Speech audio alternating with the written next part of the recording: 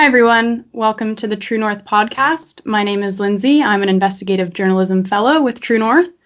And today my guest is Mark Hecht.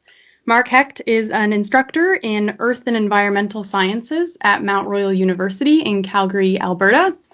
And until a few months ago, he was just kind of your regular old university instructor. But then controversy hit in September of this year when Mark wrote an op-ed called "Ethnic Diversity Harms a Country's Social Trust, Economic Wellbeing, Argues Instructor." So that op-ed was published in the Vancouver Sun, but subsequently unpublished. So we're going to talk about that. We're going to talk about Mark's experience, the reaction, the criticism, the support he received, and what's happening with his university now. So welcome, Mark. Thank you, Lindsay. Good to have you, good to be here with you. Let's talk about your op-ed. So ethnic diversity harms a country's social trust, economic well-being. Why did you decide to write the op-ed? What was the process of pitching it? Can you explain that to us? Sure. Well, let's first of all clarify the title, because that was actually the Vancouver Sun that put that title in. My own personal title was Trust Requires Less Diversity, Canada.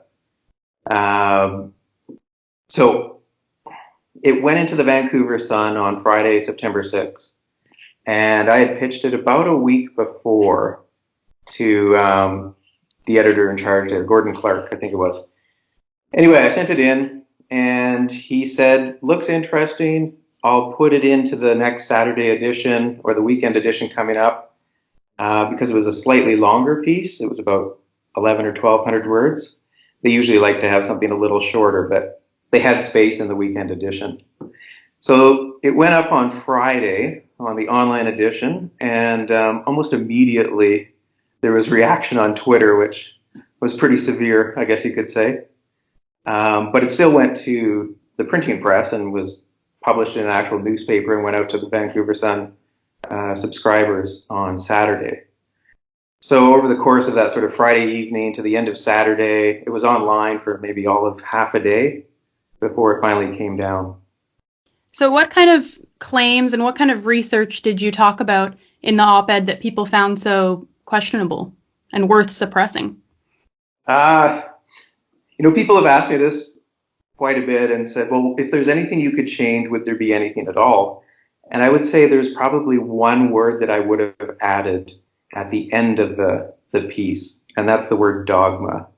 And I'd actually put it at the very beginning, and I said, this was essentially a critique of the dogma of diversity, tolerance, and inclusion, which is basically poking at the tenets of Canadian society right now. But I think a lot of people took those words, diversity, tolerance, inclusion, but specifically diversity, and kind of twisted it into some sort of racial thing that I was meant to be saying, I guess. So seeing diversity as something that was race-based, which is not at all what I was talking about. So you wouldn't use the word dogma? I would put dogma, I would put dogma at the very end, because I also put, kind of in quotes, we should say goodbye to diversity, tolerance, and inclusion. What I was really saying is we should say goodbye to the dogma of diversity, tolerance, and inclusion, just like I did at the beginning of the piece. Right. Because one of the conclusions you came to, I suppose, was if we're going to have a very diverse, multicultural society, either, the people are going to end up in ethnic enclaves, as we're seeing, in Vancouver, British Columbia, and I suppose in Ontario too, like the highly diverse parts of Canada. So either that is the result, as we've seen in other European countries, or if we want to have high social trust, we just can't have as much diversity. Was that what you were saying? Yeah, essentially. I mean, the research is pretty clear, and I would say it's even something we all know, that every society can handle a little bit of, I guess we could say, newcomers or immigrants that will be eventually integrated into society. But if you have too much at one particular time, then people will tend to isolate themselves into enclaves, and then you have to deal with those kinds of divisions in society. And the more divisions you have, the more you break down social trust. And how would you define social trust? Like, what is an example of a community with high social trust or low social trust. Can you just kind of describe that for people who are struggling to envision it? There's always the wallet test. The wallet test is probably the greatest test of all for defining social trust. It's just how likely is it that you would feel if you left your wallet, say, at a coffee shop, how likely is it that you would get that back, or at least that you would perceive that you would get it back from a total stranger? That's probably the easiest way to define social trust. When you know you're going to get your wallet back, you probably live in a society that has high social trust. If you feel like you will never get it back, you're probably in a society that has low social trust. And so I saw you briefly mentioned, so your article comes out on September 6th, and then I saw it too on Twitter immediately, the backlash, the white nationalist, white supremacist, racist, etc. The various claims were just coming in hard. I was kind of following it live when that was happening. And so some people took issue with the Gatestone Institute, which is, I suppose, the institute that published the research you were citing. I hadn't heard of them before, but a lot of people were trying to discredit the research in your article by saying there was something wrong with the Gatestone Institute. Have you ever heard of any problems with the Gatestone Institute? Yeah, I've definitely heard of problems. And if I could change something, I would change the word, I'd add the word dogma, and I would get rid of the Gatestone Institute. And I'd probably use Rud Koopmans, who's a well-known researcher in this area. But he essentially says exactly what the Gatestone Institute says, or at least what I quoted from the Gatestone Institute. Was it the best choice for citation? Probably not. But their message was still the same as the sort of high-level researchers. I'll just give some examples of what people were saying. So the MLA for Delta North, Ravi Kalin, he wrote in the Vancouver Sun, the article was, in short, racism and white supremacy, wearing a thin disguise of academic bluster. It was every kind of wrong. I was floored. I was angry. I was sad. I couldn't sleep. So this was the kind of reaction we were seeing. So your article came up on September 6th, and was it taken down from the Vancouver Sun website the same day? I think it actually came down like the middle of Saturday on the 7th. Okay. I think is when it actually disappeared completely. Okay. But yeah, it was too late for them to remove it from the print edition. So it is in the print edition of the Vancouver Sun for that day. And so the only way to read your article now is if you have a paper from September 7th, I suppose, or if you look on Internet Archives. So, the Vancouver Sun completely scrubbed it from their website. They apologized. And for the next week, we were looking at op-eds from various news outlets in Canada talking about why diversity is great. So what does it say that they had to suppress your article and subsequently publish a whole bunch of articles talking about why diversity is great? Can we not handle one maybe dissenting or critical opinion or argument? Yeah, we're really at this point in society right now where we're definitely struggling with freedom of expression or free speech. And this is a pretty good example of it. Actually, we just saw most recently Don Cherry's comments being suppressed as well. But I mean, we're seeing it throughout the society, and it's a strange topic to be sure. Yeah, I don't know where we are, but it's pretty bad when people can't even talk about simple things that, in fact, what I said in the article is not anything new. It's well-known social science data. So the fact that I'm actually bringing up social science data, and people can't even argue the basics of what's actually well-known, is kind of disturbing. Yeah, and right away you're hit with accusations of white nationalists and white supremacist and bigot and hateful and all that. Even the BC Human Rights Commissioner, Kasari Govinder, said your article was a call to hatred. How would you respond to that? I don't even know where to start with that. I mean, there's so much on the far left of, if somebody doesn't like something on the far left, they simply throw out the common statement that somebody's being hateful. which of course is pretty poorly defined. But for the most part, I find anybody that says this is hateful usually doesn't have an argument or a leg to stand on for any sort of opinion that they actually have. And the fact that BC human rights person is saying this kind of stuff is indicative of a larger problem we have in society right now. Yeah, well, I mean, in the criminal code, we do have hate speech laws in Canada. So incitement to hatred is in our criminal code of like hate speech laws, incitement to hatred. So I feel like calling it a call to hatred, which was the wording of the Human Rights Commissioner, it's almost like one step away from calling it criminal hate speech, but without wanting to maybe go that far in case you would sue her or something. So I thought that was a little sketchy. So, all this was out in the open. This was the public reaction. A lot of Vancouver Sun journalists getting publicly angry at their own publication. And, as I mentioned, the editor-in-chief, Harold Munro, he apologized and said, the Vancouver Sun celebrates diversity and all that, which is kind of interesting that a newspaper has a mission to celebrate something. But what was your experience behind the scenes? So specifically within your university, Mount Royal, were you getting support? Were you getting hate mail? Were you getting fan mail? What was going on in your inbox? It's been a mix. In the hallways, I had a lot of people coming up to me and just patting me on the back and saying, thank you for saying what you said. Please don't use my name in any way, though. In this whole cancel culture that we have, it's understandable. Nobody wants to be sticking their necks out and having their heads chopped off. So I did have a lot of people in the hallways just saying those kinds of things.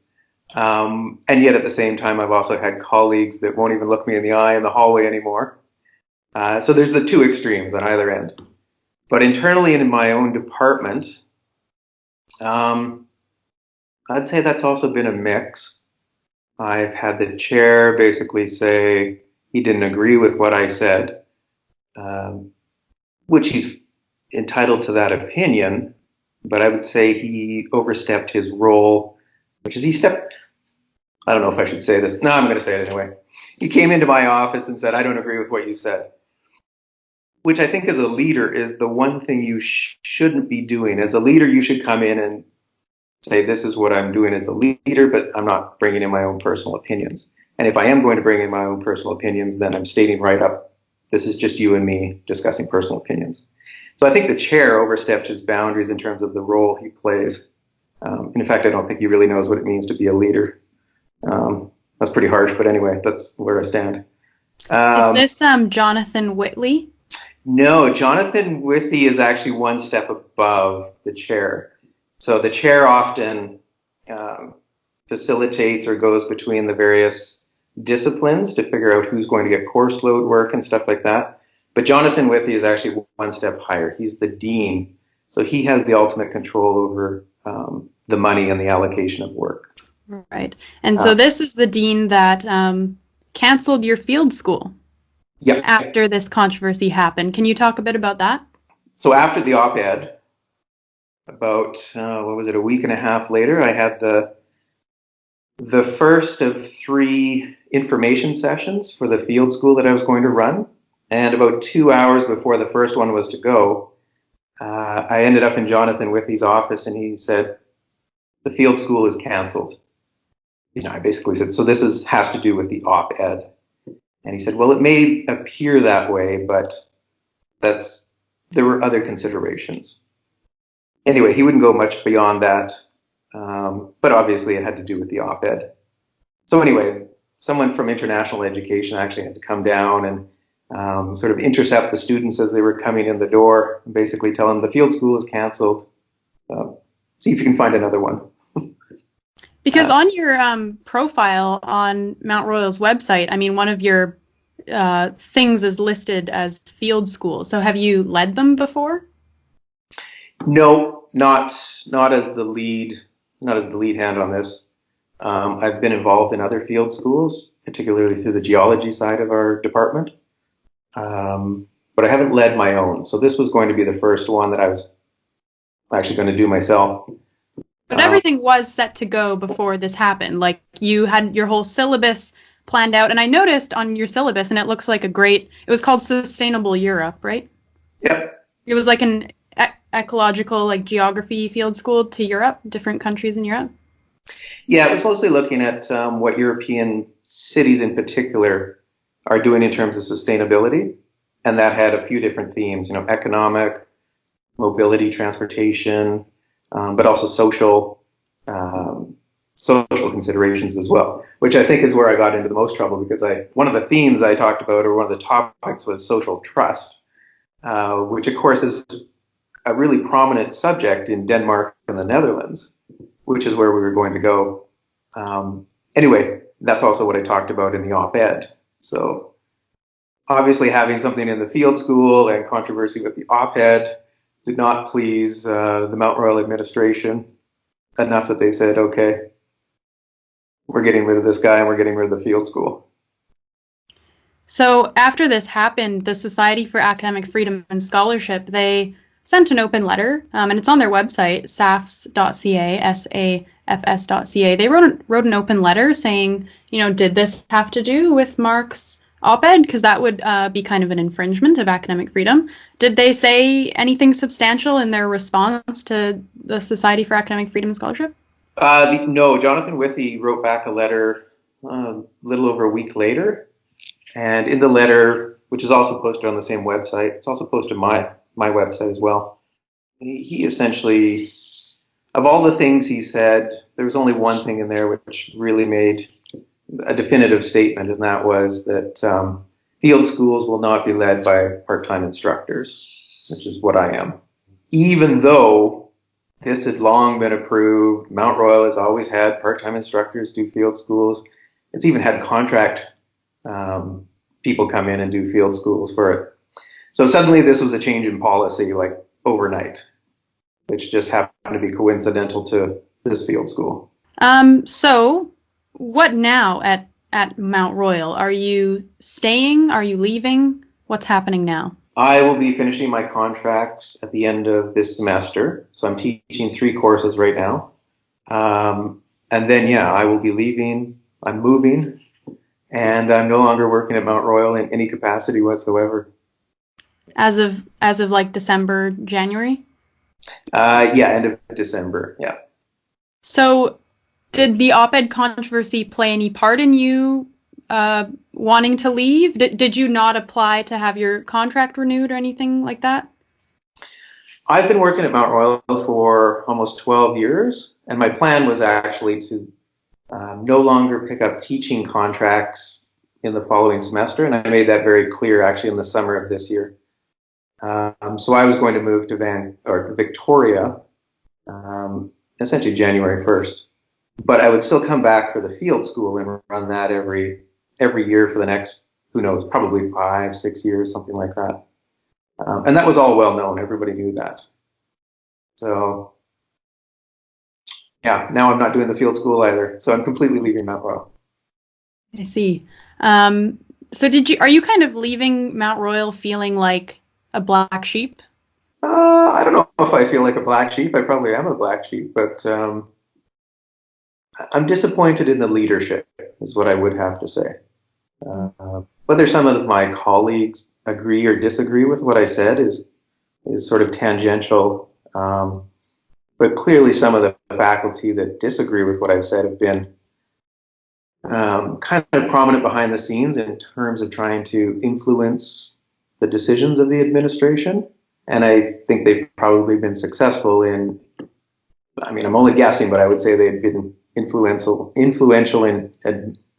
getting the administration to remove me completely, which means canceling the field school. I guess overall I'm just feeling disappointed in the leadership mostly, even though I've had actually a very good teaching career and enjoyed Mount Royal for the most part. It's been very good. But leaving on a bit of a sour note. Is the op-ed controversy something you kind of want to just move past, or do you want to try to keep these issues, like keep talking about them and keep trying to do research and work with, social trust and things like this? I've been kind of thrown into this role, and I never saw myself in this role. which of course you know what this is all about. You got thrown into this role that you're now in. And in a certain way, there's kind of a passion that's been thrown into me that's like, no, we got to keep talking about this and doing this. There would definitely be some people who would try and, hide in a corner for a while and hope everything would go away.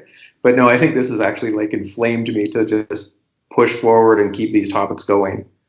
I wrote somewhere, I can't even remember where it was now, but you basically messed with the wrong bear. The battle is on. So yeah, I'm definitely feeling this sense of we got to keep doing this, keep pushing forward, keep the topic open. It can't be suppressed. People need to talk about these things. Great. And so how can we follow your work on that? Do you have a blog? Are you going to use social media? Are you going to write a book?